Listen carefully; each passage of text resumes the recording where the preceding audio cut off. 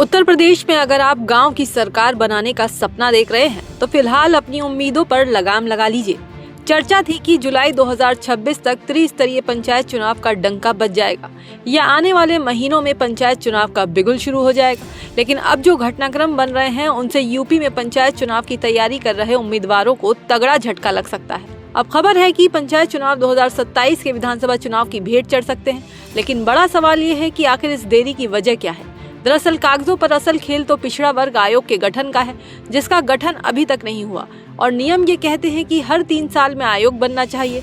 अभी इसका कार्यकाल अक्टूबर 2025 में ही खत्म हो चुका है। अब जब तक आयोग नहीं तब तक सीटों का आरक्षण नहीं, और जब तक आरक्षण नहीं तब तक चुनाव का बिगुल नहीं। चूंकि इसी आयोग की रिपोर्ट के आधार पर सीटों का आरक्षण तय किया जाता है, अदालत में दाखिल एक जनहित याचिका के बाद सरकार ने भी हलफनामा देकर ये मान लिया है कि वो जल्द ही आयोग का गठन करेगी, लेकिन इस पूरी प्रक्रिया में कम से कम 4 से 6 महीने का वक्त लग सकता है। यानी सीधे तौर पर गेंद अब 2027 के पाले में चली गई है। यही वजह है कि ये लगभग तय माना जा रहा है कि उत्तर प्रदेश में पंचायत चुनाव अब अगले साल विधानसभा चुनाव के बाद ही हो सकेंगे। हालांकि राज्य में आयोग गठन न होने और आरक्षण प्रक्रिया अधूरी रहने के कारण ये सियासी जानकारों का मानना है कि पंचायत चुनाव और विधानसभा चुनाव एक साथ भी कराए जा सकते हैं। लेकिन पंचायत चुनाव की देरी की वजह क्या वाकई सिर्फ कानूनी पेच है या फिर चुनाव हारने का डर?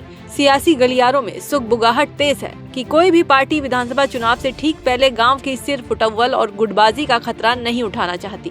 पंचायत की रंजिश कहीं विधानसभा का समीकरण न बिगाड़ दे, इसीलिए वेट एंड वॉच की रणनीति अपनाई जा रही है। तो क्या उत्तर प्रदेश में अब पंचायत और विधानसभा चुनाव एक साथ होंगे?